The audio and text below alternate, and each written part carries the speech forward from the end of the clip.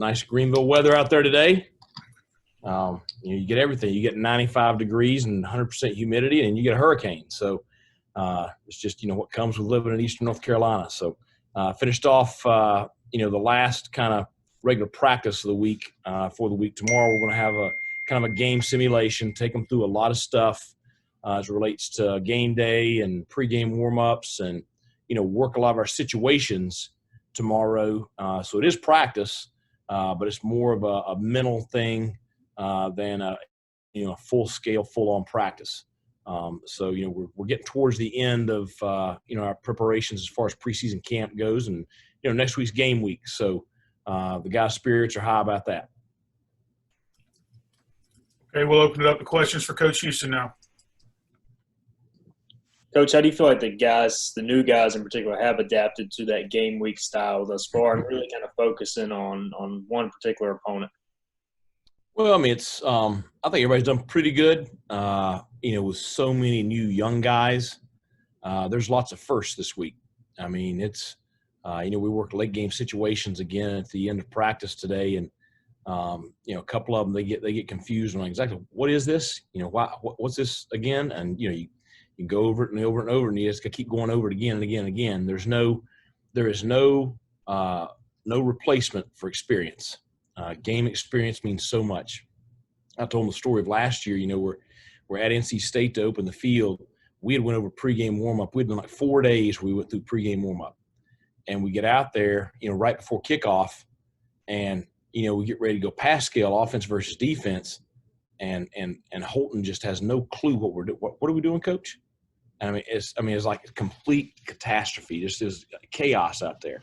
Because game day, you get the nerves. You get a little bit of pressure, you get a little bit of that build up. And if it's your first time, you never know, what's going to happen. And so we're trying to cover as much of that stuff as many times as we can to try to get those guys that experience before next week. Coach, I know you've got a bevy of quality running backs to go to. I'm a little curious, as you enter the first game here, how important is it going to be for you to try to get your big running back, Darius Pinx, at 6 feet, 225, 230, untracked early amongst this grouping of running backs that you've got heading into the UCF game? Well, Darius has had a great preseason, a better preseason than what he had last year. He's in better shape, had a great attitude, very, very team-oriented attitude. He's doing a lot of stuff for us in a lot of different places. And so we expect him to be a big part of the game plan for game one. Really, really pleased with the competition, the depth in that running back room, and I look forward to seeing those guys in live action. Hey, Coach, you'd mentioned before, talking about wanting to have parents of the players attend and kind of what's gone on there. Mac Brown's talked about at UNC today. NC State had a group of parents actually petition the governor. Is Right. that something that you guys might try to, keep pushing for as we're still a week out, is to get maybe some more family members, and how important would that be for your guys? You're going to have parents miss the first game of their son's career next Saturday. I'm sure my wife would be the exact same way. She goes to everything that the kids have, and I just think that's the real tragedy in it all. And it's hard. John Gilbert and I talked a good bit. Using the 50 tickets for the upperclassmen parents, it's hard for me when, one player's parents can be there and another player's parents can't. And I just think that's just a tragedy. And so anything that we can do to get all of our families in the stands for our players next week, I would be all for. I just think that's important for these kids. I think it's important for mom and dad. I talked to one family last weekend that, they are hours and hours away. And they have not seen their son since back at the beginning of July, and it's tough. It's those freshman parents especially. It's tough. So, will anything change between now and next week? I don't know. That's up to somebody besides me.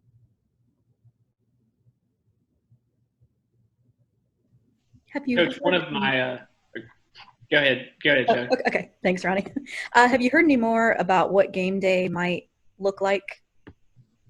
We've got a pretty good idea. It's pregame warm-up will be kind of the same kind of deal. We'll have we'll be able to dress a few more kids at home than we will be able to on the road. We're going to test all players, all 118 3 times next week. And so we anticipate all 118 minus the one current positive that we have. We expect all of them to be, on the sideline in some capacity for the game next week. Now, we'll have to have some distancing measures in place. We'll have to have some masks in place for those that aren't playing in the game. But that's kind of what will be with our roster. The sideline will be spread out a little bit more than usual. Obviously, the coaching staff will be in masks.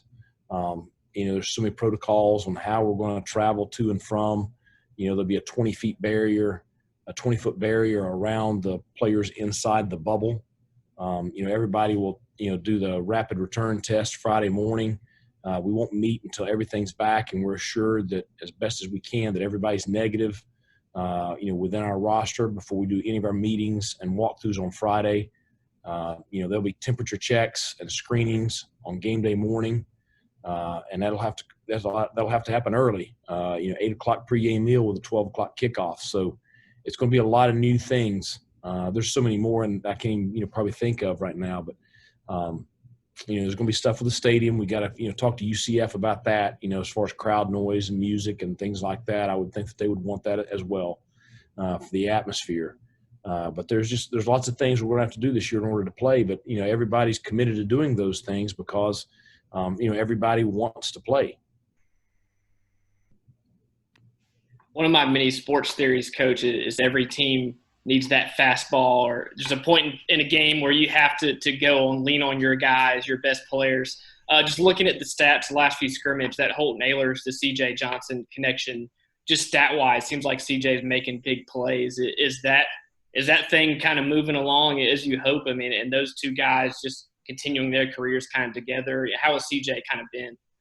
Well, I think C.J.'s been great. I think that our offensive skill kids in general have had a really solid preseason camp.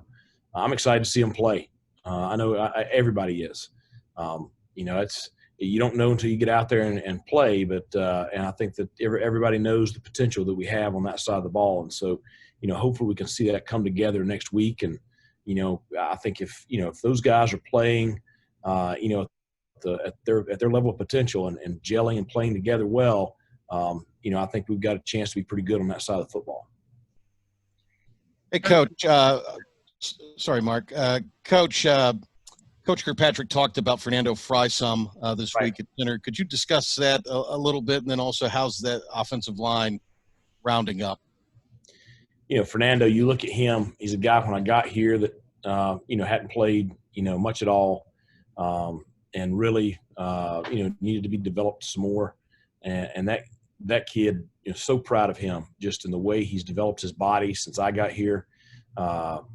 He has, solidified himself as a guy that you can depend on. He's a tough, hard-nosed guy. You can get everything that he's got every single snap.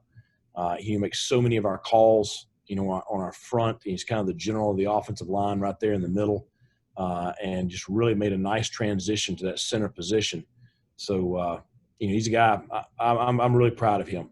He's really come a long way, and a very solid player for us.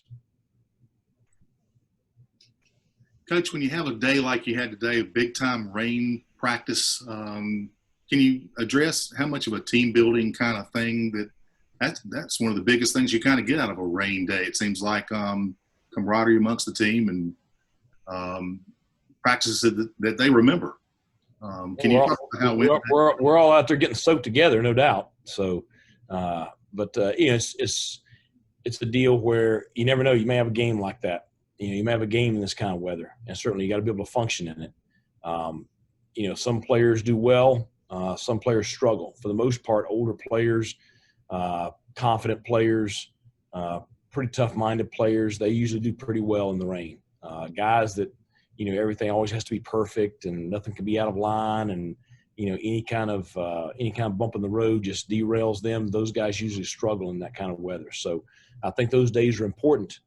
There's some pieces, towards the end of practice, the balls were getting pretty slick. There's some pieces where you'd like to have, the ability on a day like today to not be in that kind of weather. But I think that, we got more positive done today than negative. Coach, we talked a lot about Garcia and some about Stubblefield. Can you update us on maybe Taiji Hudson and how he's progressing? Taiji missed a little bit of time during camp and came back late last week. And so he's a little bit behind in the quarterback room. We found him, he was with us on the scout team at the beginning of the week on the offensive scout team.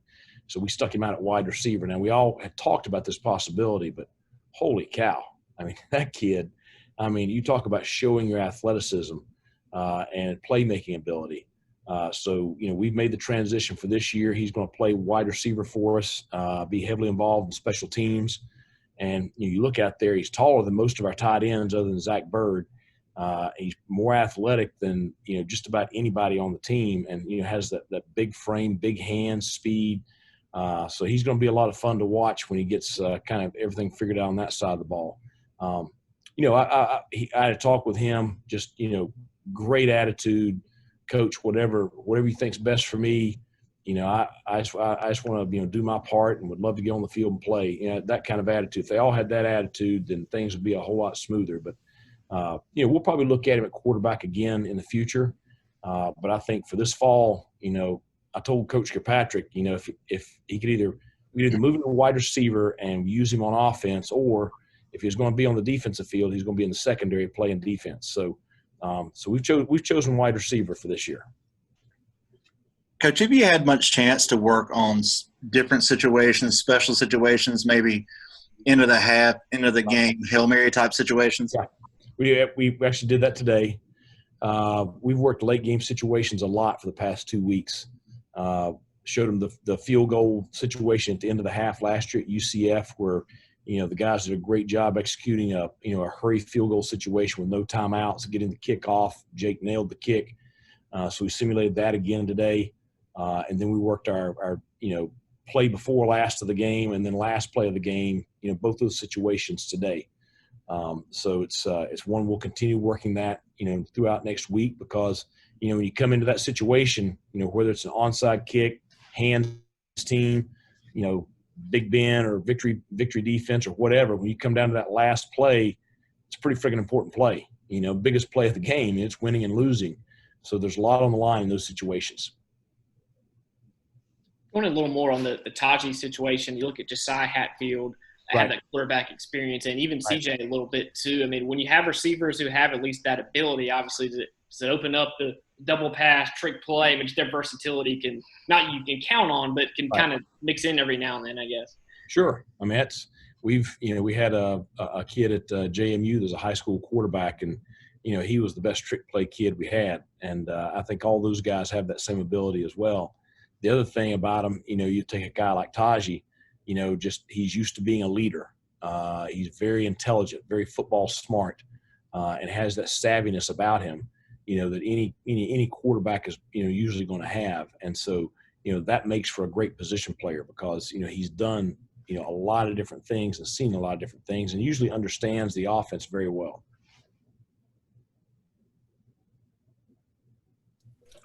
Are there any other questions for Coach Houston this afternoon? Just got one. Saw the NCAA this week went ahead and approved Election Day off for all student athletes. What does that mean to your program, and are you encouraging the kids to go out and vote? Well, this summer we registered every one of our players to vote. And so all of our players are registered to vote either here in Pitt County or, absentee ballot back home. It's something that, we feel strongly about. We're going to ensure that we have Election Day as an off day so that all of our coaches and players can, participate and, their right as an American citizen and vote in the local and national elections. So I think that's important for all of us.